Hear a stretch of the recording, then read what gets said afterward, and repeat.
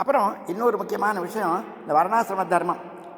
வித்யாதீர்த்த சுவாமிகள் இப்போ இருக்கிற பெரியவருக்கு மிஞ்சினவருக்கு மிஞ்சினவர், அவர்கிட்ட ஒரு இங்கிலீஷ்காரன் வந்து, நான் பகவத்கீதை படித்தேன், எனக்கு ரொம்ப பிடிச்சிருந்தது, என்னை இந்துவா சேர்த்துப்பீங்களா அப்படின்னு கேட்டார். உங்கள் பைபிளில் என்ன அன்பு, அகிம்சை, ஜீவகாருண்யம் இதெல்லாம் சொல்லியிருக்கோம், அதுதான் எங்கள் பகவத்கீதையிலும் சொல்லியிருக்கு. இதுக்காக நீ வந்து உன்னோட மதத்தை விட்டுட்டு வர வேண்டிய அவசியம் இல்லை, உன்னுடைய மதத்தில் இருந்துட்டே நீ இந்த பகவத்கீதையை கடைப்பிடிக்கலாம் அப்படின்னு சொன்னார். அவன் கேட்டான், எங்கள் மதத்தில் வர்ணாசிரம தர்மம் இல்லையே அப்படின்னா, அதாவது ஜாதி தர்மம் இல்லையே அப்படின்னு கேட்டான். அது ஸ்பெஷல் அப்படின்னு சொன்னார். அவன் சொன்னால் எனக்கு ஸ்பெஷல் தான் வேணும் அப்படின்னு. சுவாமி என்ன சொன்னார் தெரியுமா? நீ கடவுளை நம்புறியா இல்லையா? நம்புகிறேன். உனக்கு பொருத்தமானது கிறிஸ்துவ தர்மம் அப்படின்னு நினச்சதுனால தானே உன்னை லண்டனில் பிறக்க வச்சுருக்கார். உனக்கு ஹிந்து தர்மம் பொருத்தமானதுன்னு நினச்சிருந்தாக்கா உன்னை இந்தியாவில் தானே பிறக்க வச்சுருப்பார். நீ கடவுளோட புத்திசாலியா நீ அப்படின்னு கேட்டான். உடனே அவன் கும்பிட்டுட்டு, உங்களோட பேசினதுனால நான் பைபிளை ரொம்ப நல்லா புரிஞ்சுக்கிறேன் அப்படின்னு சொல்லிட்டு போனானான். அப்படி இந்த நம்ம மதத்துடைய சிறப்பு இந்த வர்ணாசிரம தர்மம். அதை ரொம்ப பேர் அது கூடாது அப்படின்னு சொல்லிட்டு இருக்காங்க. அது எப்படி? இப்போ மாம்பழம்னா அதில் மல்கோவா, காசாலட்டு, ருமேனியா தினசு இருக்கு இல்லையா? அதே போல் வாழைப்பழம்னா அதில் செவ்வாழைப்பழம், பச்சை வாழை, ரஸ்தாளி, எத்தனை வகை இருக்குது. அதுமாதிரி மனுஷன் மட்டும் எப்படி இல்லாமல் இருக்கும்? குணகர்ம விபாசக சாதுரண்யமயா சட்டம் குணகர்ம விபாகசக. அவரவர்களுடைய அடிப்படை குணம், இந்த பரம்பரை குணம், அந்த குணத்தில் இருந்தும் இந்த கர்ம அவனுடைய தொழில் அடிப்படையிலும் 4 வர்ணங்கள், 4 ஜாதிகள் என்னால் உண்டாக்கப்பட்டன அப்படின்னு பகவத்கீதையில் சுவாமி சொல்கிறார். இப்போ இருக்கிற 4000 ஜாதிக்கு அதுக்கு சம்பந்தமே கிடையாது. இது எதுக்காக வேண்டாமே அப்படின்னு பேர் சொல்கிறாங்க. வேணுங்க. அந்த காலத்தில் எப்படி வச்சுருந்தாங்கன்னாக்கா, இப்போ ஒரு நாடு நல்லா இருக்கணும் அப்படின்னு சொன்னால் முதல்ல என்ன வேணும்? அறிவு வேணும், ஆன்மீக அறிவு வேணும், லௌகிக அறிவும் வேணும். அந்த அறிவை சொல்லிக் கொடுக்கணும். ரொம்ப புத்திசாலி, அதே சமயம் சோம்பேறி, எந்த வேலையும் பார்க்க மாட்டான், அதே சமயம் பயந்தாங்குழி, தண்டைக்கெல்லாம் போகமாட்டான், அடித்தடிக்கெல்லாம் போகமாட்டான். அப்படி உள்ள ஆள் யார் அப்படின்னு பார்த்தா இந்த பிராமணன், அவனை போடு அப்படின்னு போட்டாங்க. அதே போல் இங்கே எல்லோரும் இதே சொல்லிகிட்டு இருந்தால் போதுமா, நாடு நல்லா இருக்குமா? அங்கே அவங்க நம்ம உயிரை கொடுத்து யுத்தம் பண்ணிட்டு இருக்கிறதுனால தான் நம்ம இங்கே கோவிலில் திருவிழா கொண்டாட முடியுது. அவங்க எல்லோரும் புத்தம் சரணம் கச்சான்னு சொல்லிட்டு உட்காந்துருந்தாங்கன்னா என்ன ஆகும்? எல்லாம் ஒரே நாளில் வந்து நம்ம இப்போ எங்கப்பெல்லாம் அந்த இப்போ குண்டு போட்டு எல்லா கோவிலும் அழிச்சிட மாட்டாங்களா? 40 வருஷம் 60 வருஷம் மீனாட்சி அம்மன் கோவில் மதுரையில் பூட்டி கிடந்துதான். பாலிகாப்பூர் வந்து அதை பண்ணிட்டு போயிட்டான். அப்புறம் 60 வருஷம் கழிச்சு குமர நாயக்கன் தான் வந்து இந்த கோவிலை மறுபடியும் கட்டி இது பண்ணியிருக்கான். அதெல்லாம் வரலாறு, அதெல்லாம் ரொம்ப பேருக்கு தெரியாது, அதெல்லாம் மறந்துடுறாங்க.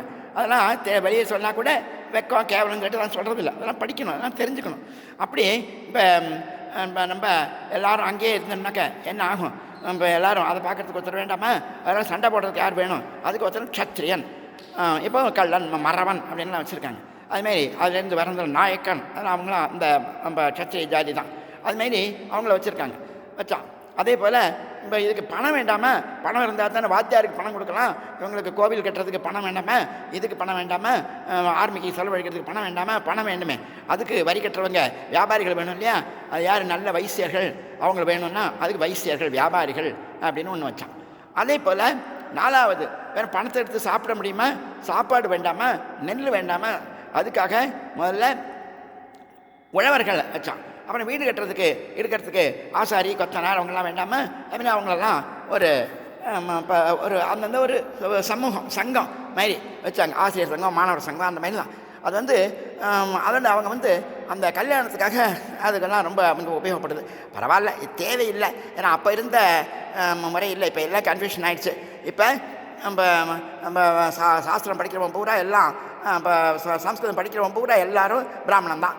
அதே போல் மிலிட்ரியில் ஒர்க் பண்ணுறவன் பூரா எல்லோரும் சத்திரியன் தான், பிராமணனாக இருந்தாலும். அதுமாதிரி இப்போ வைசிய வியாபாரத்தில் ஈடுபடாதவங்களே கிடையாது, எல்லாருமே இப்போ வைசியர்கள் தான்.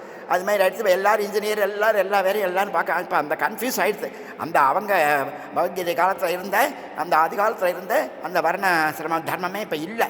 ஆனால் இப்போ உள்ள 4 லட்சம் ஜாதிக்கு அதுக்கு சம்பந்தமே கிடையாது. ஆனால் இதை எப்போவும் வேணும். இது ஒரு நாடு நல்லா இருக்கணும்னு சொன்னாக்க அது வேணும். அதோடய அடிப்படையை புரிஞ்சுக்கணும், புரிஞ்சுட்டு செய்யணும். அந்த இப்போ நம்ம எல்லோரும் வேலை செய்கிறோம், அது சுயநலத்துக்காக சுய லாபத்துக்காக செய்கிறோம். அப்படி இல்லை, பொது நன்மைக்காக மக்கள் சேவையாக பணியை கடமையாக செய்யணும். அதுதான் கர்மயோகம். அந்த கர்மயோகத்தை செய்கிறதுக்காக அதை ஏற்படுத்துகிறாங்க. அதுவும் இந்த குணகர்ம விபாகசகன்னு சொல்லணும். இப்போ சத்திரியர் விஸ்வாமித்திரர் அவர் தன்னுடைய தவத்தினால தன்னுடைய ஜாதியை உயர்த்திக்கின்றார். ப்ரைஸ் கொடுக்குற மாதிரி தான்.